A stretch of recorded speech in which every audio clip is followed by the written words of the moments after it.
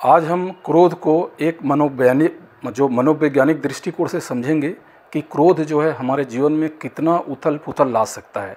तो इसको मैं स्टेप बाय स्टेप समझाने की कोशिश करूँगा। एक्चुअली क्रोध क्या है, इसके बारे में हम सबसे पहले जानकारी लेते हैं। क्रोध या गुस्सा मन में उठने वाली एक क्या है, सहज भावना है।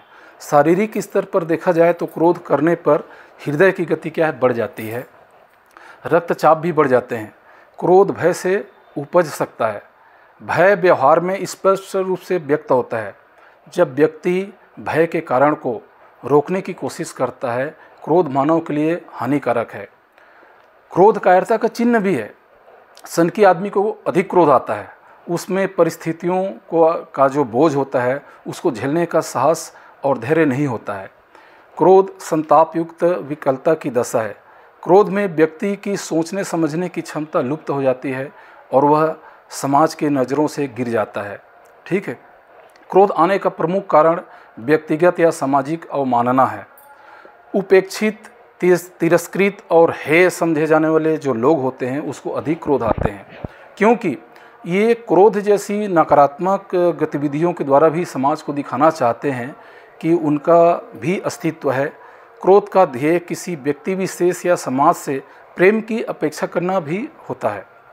आइए समझते हैं कि मनोवैज्ञानिक दृष्टिकोण से क्रोध का क्या वैल्यू है, क्रोध हमारे जीवन को क्या परिवर्तन कर सकता है।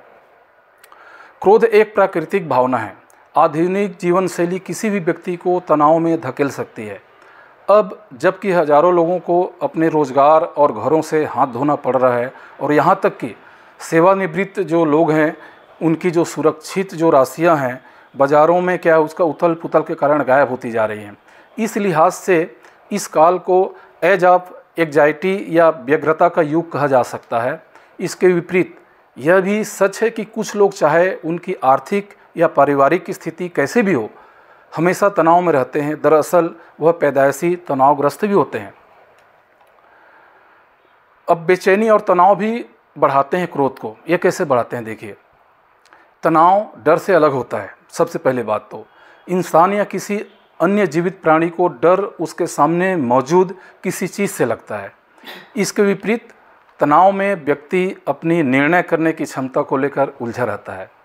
व्यक्ति इस दौरान तब क्या होगा कि भंवर में फंस कर रह जाता है। लेकिन जब डर कामकाज से उलझने लगता है तो जो तनाव होता है वो एक क्लिनिकल एंग्जाइटी डिसऑर्डर का रूप ले लेता है, जिसके अपने कई रूप हैं, जिनमें panic, social anxiety, phobia, obsessive compulsive, post traumatic stress और सबसे ऊपर एंग्जाइटी डिसऑर्डर होते हैं। चिंता दिमाग में एमिगडाला में अत्यधिक हलचल के कारण उत्पन्न होता है, जो दिमाग के बीच का हिस्सा होता है।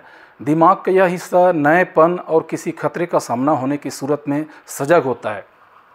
अपने साधारण कामकाज के दौरान एमिगडाला जो है नए वातावरण के प्रति शारीरिक क्रियात्मक उत्तर देता है। इस क्रिया में भावनात्मक अनुभवों की स्पष्ट यादें होती है। क्या आपको गुस्से की समस्या है? इसको हम समझते हैं। गुस्से को पहचानने की ज़रूरत है। लोगों को टाइप ए और टाइप बी पर्सनालिटी के आधार पर पहचानें। टाइप ए पर्सनालिटी के लोग वे होते हैं जिनकी किसी वस्तु को प्राप्त करने की इच्छा ज़्यादा तीव्र होती है। ऐसे लोगों को बहुत ज़्यादा गुस्सा और जल्दी आती है, वह जल्दी धैर्य खो बैठते हैं। आप भी इस श्रेणी में अगर आते हैं, अगर आप में ये बातें हैं तो ये जो पहचान आप में ज़रूर होगी, जैसे धैर्य की कमी होना, खाना जल्दी खाना, बेचैनी होना, कामकाज के दौरान चिड़चिड़ापन होना, गुस्से के दौरान खुद को नुकसान पहुंचाना इत्यादि। तो ये उसके प्रमुख लक्षण होते हैं। गुस्से के प्रमुख कारण को हम वैज्ञानिक दृष्टिकोण से देखते हैं। ठीक है। सबसे पहले होता है नींद। नींद क्या प्रभाव डालता है हमारे गुस्सा या क्रोध में? सोना जो है अचेतन की अवस्था होती है। सोने से क्या है, शरीर के मानसिक और जो शारीरिक स्वास्थ्य में सुधार होता है। सोने के दौरान लगातार इस्तेमाल होने वाले मांसपेशियां जो होती हैं और जो जोड़ होते हैं वो रिकवर होते हैं। रक्तचाप कम होता है और हृदय गति कम होती है। इस दौरान ही दिमाग जो है रोज़मर्रा की सूचनाओं को एकत्रित करने का काम करता है। सबसे पहले तनाव, लंबे समय तक जो कार्य होता है या जीवन शैली के कारण सोने की समस्याएं होती हैं, बिना पूरी नींद के दिमाग और शरीर सही तरीक़ा से फंक्शन नहीं कर पाता। पर्याप्त नींद न लेने से कई तरह की बीमारियां होती हैं। स्वस्थ रहने के लिए पर्याप्त नींद और आराम जो है आवश्यक है। पूरी नींद लें। वैज्ञानिक दृष्टिकोण में कहते हैं लोग जो है आपको एक पूरा नींद लेना चाहिए। इसमें क्या है, काफ़ी, चाय, कोला, चॉकलेट का सेवन सीमा में करें। निकोटीन, एल्कोहल और कैफीन से आपकी नींद पूरी नहीं हो पाती, समझ रहे हो। अपने दिमाग और शरीर को रिलैक्स होने का समय दें। मेडिटेशन करें, किताब पढ़ें, संगीत सुनें और जो एरोमाथेरेपी होता है वो करें, ठीक है। सोने और जागने की जो दिनचर्या है उसको बनाएं। शारीरिक अवस्था में इससे क्या प्रभाव पड़ता है, कुछ स्थितियां जैसे कि एडीडी मतलब एडिशन डेफिसिट डिसऑर्डर बोलते हैं की वजह से लोग चिड़चिड़े और गुस्सैल हो जाते हैं। हार्मोन असंतुलन और हृदय रोगों की वजह से भी लोग जल्दी आपा खो बैठते हैं। अकेलापन, इसका क्या प्रभाव पड़ता है, किसी नई जगह पर अकेले रहना गुस्से का एक कारण होता है। मनोवैज्ञानिक कहते हैं कि जिन लोगों के दोस्त कम होते हैं सामान्यतः उन्हें गुस्सा जल्दी आता है।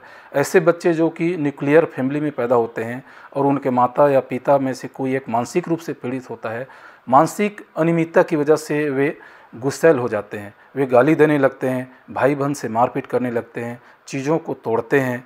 मनोचिकित्सकों का कहना है कि अगर आपका बच्चा गुस्सा ज़्यादा करता है मतलब वो कहीं ना कहीं हताश है। ज़्यादा टीवी देखने से भी लोगों को गुस्सा या चिड़चिड़ापना होता है। हिंसक, जैसे कि हिंसक प्रोग्राम देखना, क्राइम शो आदि बच्चों के मन मस्तिष्क को पूरी तरह क्या करते हैं, प्रभावित करते हैं। मनोवैज्ञानिकों का मानना है कि कई बार युवा जो है हिंसा के प्रति संवेदनशील नहीं रहते और उन्हें किसी कार्य का प्रतिरोध करने के लिए गुस्सा नाजायज़ नहीं लगता उनको। महत्वाकांक्षा क्या प्रभाव करता है इसमें, आज का जो कॉरपोरेट दुनिया है इसमें क्या प्रगति के दो पैमाने बना दिए गए हैं। पहला प्रदर्शन और दूसरा कम समय में काम को बेहतर तरीके से कर सकने की क्षमता। इस पैरामीटर पर खरा उतरने की कोशिश में कई बार लोग हताश और गुस्सैल प्रवृत्ति के हो जाते हैं। मनोवैज्ञानिक कहते हैं कि दूसरों की भावनाओं की कद्र न करना, लोगों के अभिवादनों के प्रति संवेदनशीलता कम होना, भौतिक सुख साधनों को पाने का लालच ज़्यादा बढ़ना हमेशा गुस्से का कारण बनता है। आज के दौर में कई प्रोफेशन ऐसे हो गए हैं जिनमें कई बार उपभोक्ताओं के गुस्से का सामना करना पड़ता है और उनकी सही गलत बातों को मुस्कुराकर सुनना पड़ता है। ऐसे में कई बार कुछ न कुछ सहने की हताशा जो होता है गुस्से में परिणित हो जाती है, उसमें तब्दीली हो जाती है। क्रोध या गुस्सा बिगाड़ता है सेहत को, ये जो है हमारा जो क्रोध और गुस्सा है जो बिगाड़ देता है। गुस्सा वातावरण को खराब करता ही है, आपकी सेहत को भी नुकसान पहुंचाता है। गुस्से लोगों के फेफड़ों का फंक्शन खराब होता रहता है, साथ ही जो इम्यून सिस्टम पर भी बुरा असर पड़ता है। इसकी वजह से आप तनाव से होने वाली बीमारियों के शिकार हो जाते हैं।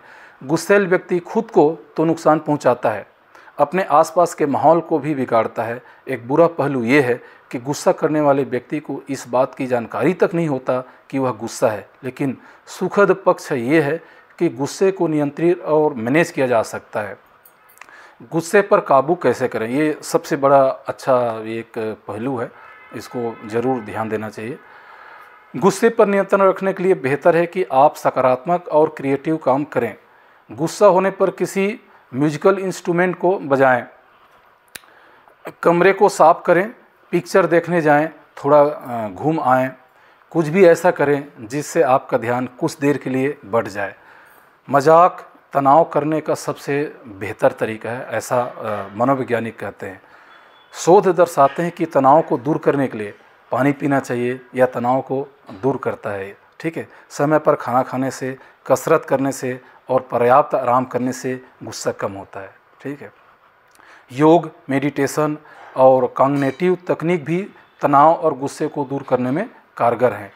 दिमाग को ठंडा रखें, ये भी एक सबसे बेहतर तरीका है जो हमारे गुस्सा या क्रोध को कम करने का। अक्सर गुस्से के दौरान किसी को समझाने के लिए कहा जाता है कि अपने दिमाग को ठंडा रखो।